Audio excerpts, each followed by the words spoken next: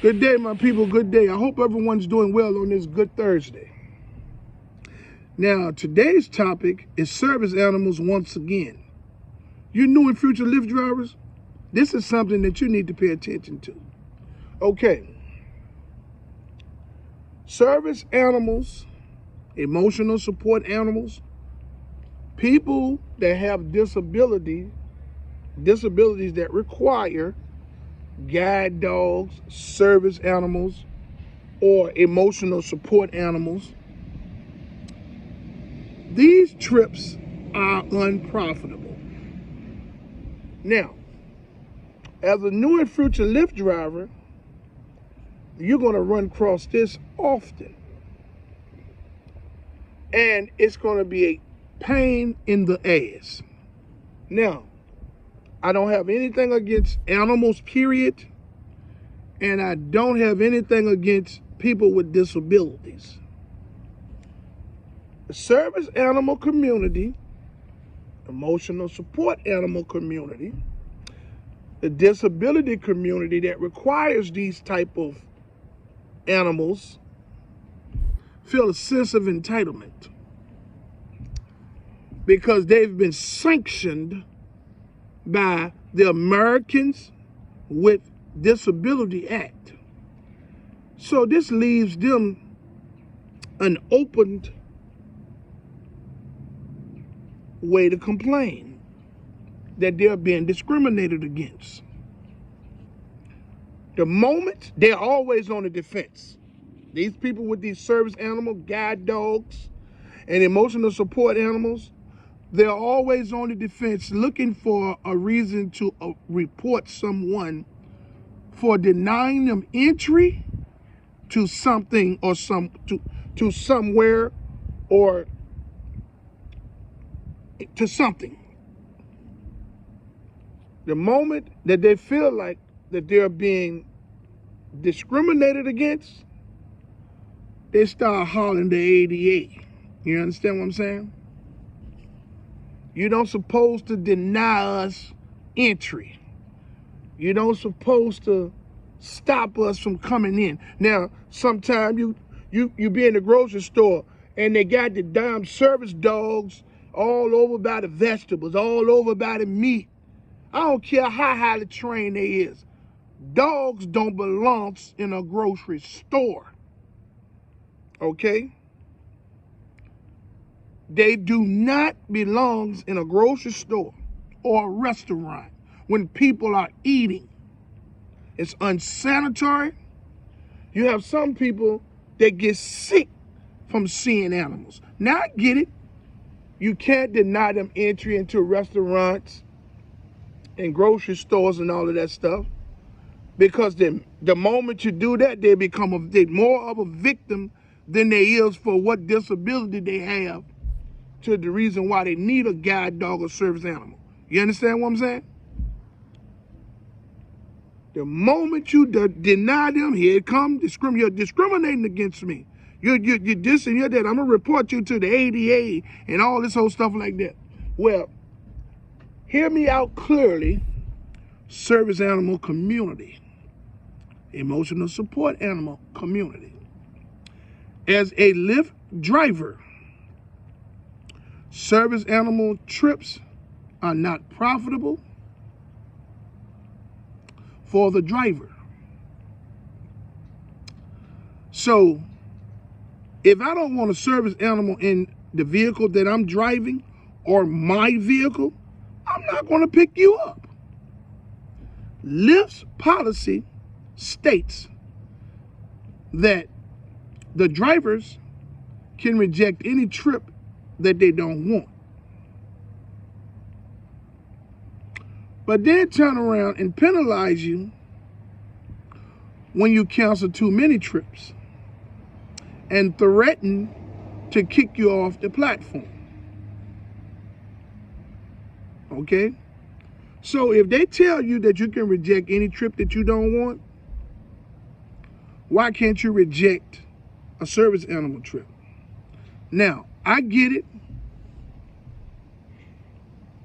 The ADA won't allow it. But The ADA ain't got a goddamn thing to do with your car or the car that you're driving. You could be an individual that's scared of animals. They make you nervous. You could be an individual that have an animal allergy. It's a plethora of things that could be wrong with people in this world that don't want animals around them. As a Lyft driver, picking up passengers with service animals attached to them or emotional support animals attached to them is unprofitable, because you're going to have to stop to vacuum that hair off your seats and out your floor. Some of the dogs will lick the doors and the center console and the back of the seat. The passenger seat, they'll do all that. You can't go pick up another individual until you service their car. If you do go to pick up another individual, they're going to complain about how nasty your car was. And then that's going to be a blemish against your account. So, I'll be damned if you do, I'll be damned if you don't. But as a new and future Lyft driver, I'm going to give you the advice that you need. Now, here's a simple strategy that you all can use so you won't be put in a situation with service animals, emotional support animals, if you don't want to drive them passengers with those animals. What you do, because see, now Lyft supposed to do their due diligence, and they supposed to give the drivers an opportunity to reject that trip by implicating when the trip comes to your, by implicating when that trip comes to your app that a service animal is attached to that trip. So at that moment, you can say, no, I don't want that trip. You don't have to drive en route to get there and refuse the trip. Now, they don't give you any notifications that a service animal is attached to that passenger. So they're basically forcing you to drive service animals and emotional support animals if you don't want to drive them. Should nobody force you to do anything. I don't give a goddamn what anyone says about, oh, well, you signed up to the platform and this, that, and the third. The platform's policy states that the drivers can reject any trip that they don't want. And also states that you can't refuse a passenger with a service animal or an emotional support animal a trip, or you're going to get kicked off the platform. Now, in order to refuse the service animals, the passenger with the service animal a trip, you have to make contact with that individual. So here's a simple strategy to help you all as you begin your journey into being a Lyft driver. If you accept a call, if you accept a trip, and once you get to the destination, in the area you see a person standing there with a great big old shepherd or some type of big old dog, normally how these service animal dogs are, and you're like, oh my goodness, that's a service animal attached to this trip. Keep going. Get out of the neighborhood, open the app up, cancel the trip.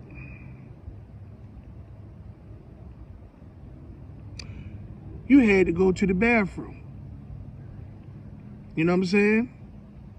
You was having an asthma attack of some sort. You didn't refuse the individual with the service animal or emotional support animal a ride because you didn't make any contact with the individual. Something happened and you couldn't take the trip, and you had to go deal with what was going on. So remember this, you accept the trip, and the moment you get there, there's a person standing there with their service animal or a guide dog, or coming out of the house with a service animal or a guide dog. You pull off. You keep going or you pull off.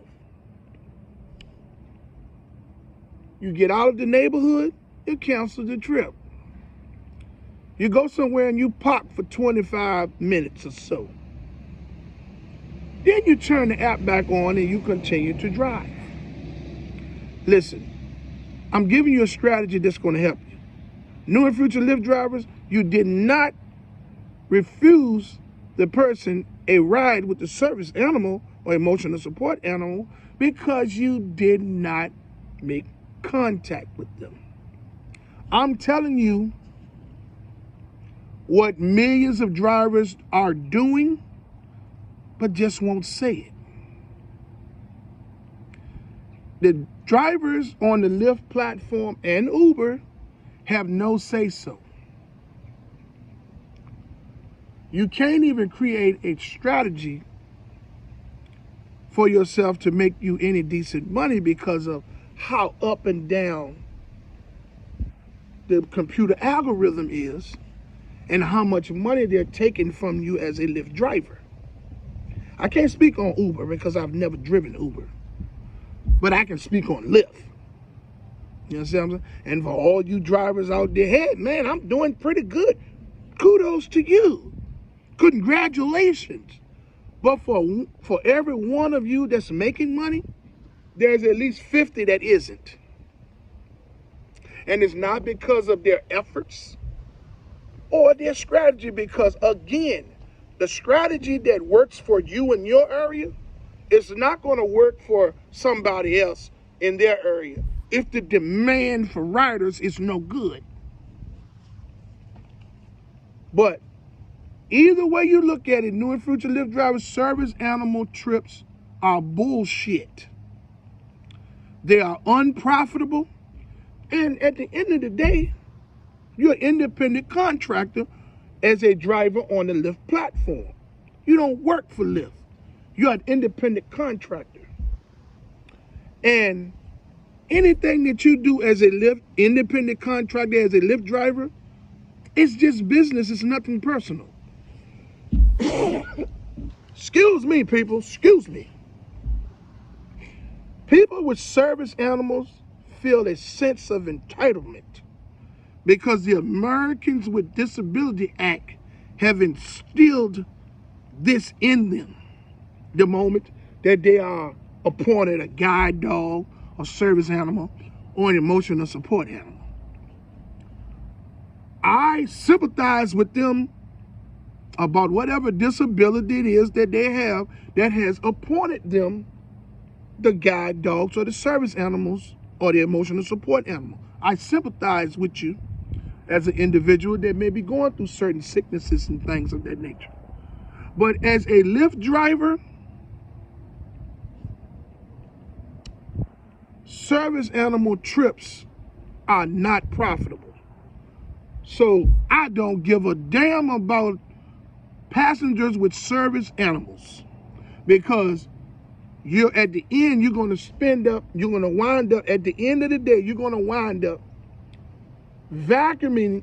I'm talking about the moment you drop them off, you're going to have to go go vacuum that car out, wipe that back seat down. It's going to take you 25 to 30 minutes to get that vehicle straight so that you can pick the next passenger up in a clean, neat vehicle. Because if you go drop a service animal, passenger with a service animal off, and go to the next trip that they throw in your queue, you're going to have hair everywhere. The individuals with the guide dogs or the service animals, they have the service animals at home, all up on the couches, sleeping in the bed with them. So when they go to put their clothes on, they got dog hairs and everything all over their clothes. So when they sit in your car, if you have cloth seats, they're going to have hair all over the seats, but it's going to be more hair in the floor where the shepherd that's shading hair, or some type of big dog, German or dog or whatever it is, whatever kind of dogs them dogs is, The hair's going to be everywhere. They're going to lick the seats and all. You got to clean it. That's going to take you 25 to 30 minutes. This makes service animals trip unprofitable. Okay? All the service animal, all the people with the service animal community, they reporting me to Lyft. They doing this, they doing that. Lyft can't do a motherfucking thing to me at all. Because whatever y'all motherfuckers are reporting me for does not reflect on my driver's account. My stats are impeccable. I have a 5-star rating. Okay? And I got so many rides in almost 2 years, it's amazing. So, because y'all reach out to Lyft and report me, that don't mean a goddamn thing. That just shows that you motherfuckers ain't got nothing else to do.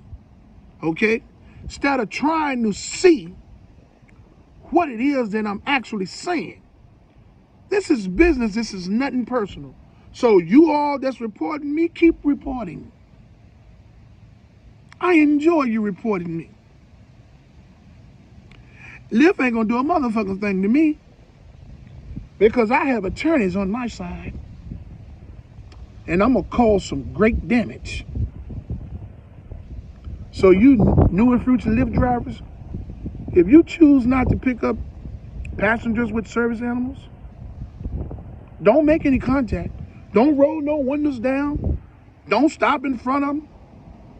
If you see them standing out there, keep on going. If they're coming out the door, pull off.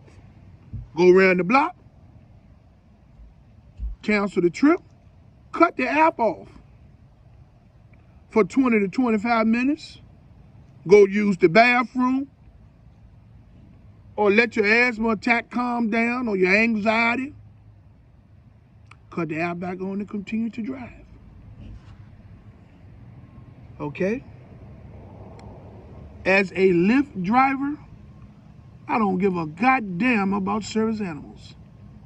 Now, do I have anything against animals? Absolutely not. Do I have anything against people with disabilities that require service animals? Absolutely not. But as a Lyft driver, I don't give a goddamn about service animals. And fuck the Americans with Disability Act. They can't tell me not to what the fuck to do in the vehicle that I'm driving or the vehicle that I own on the Lyft platform. So you people with those disabilities that require service animals and emotional support animals, report that to Lyft. I don't give a goddamn. Trips with passengers with service animals are no good, unprofitable for Lyft and Uber drivers. Lyft should notify the drivers that there's a service animal attached to this trip before the driver accepts this trip. If the driver saw that it was a service animal attached to this trip when it comes to his app, he can reject it at that moment and stay parked. Or reject it while he's dropping somebody else off. If they send it to him before he drop another individual off, he can reject it. This way, you won't have to worry about drivers riding past people with service animals or pulling off when they come out the car with service animals. You understand what I'm saying? Nothing about Lyft and Uber benefits the drivers. As a new and future Lyft driver, you have to craft a strategy that works for you. Simply put, passengers with service animals are not profitable. They're going to cost you at least an additional 30 minutes, depending on the mess that the service animals leave behind. Now, a lot of you people with service animals and emotional support animals are going to swear to God that your animal is well groomed and clean and doesn't leave hair behind. Listen, there's a gazillion, millions of service animals out here in this world. People all over the world where Lyft and Uber is operating has service animals that's not clean and that shed hair. So because you groom and take care of your service animal does not mean that the next two passengers is gonna have their animals well groomed and things of that nature. So you can go to hell with that. Service animals are unprofitable to Lyft drivers and Uber drivers. Lyft and Uber should create a separate driving entity of drivers that's willing to drive service animals and emotional support animals that doesn't have a problem cleaning up all that hair and all that stuff.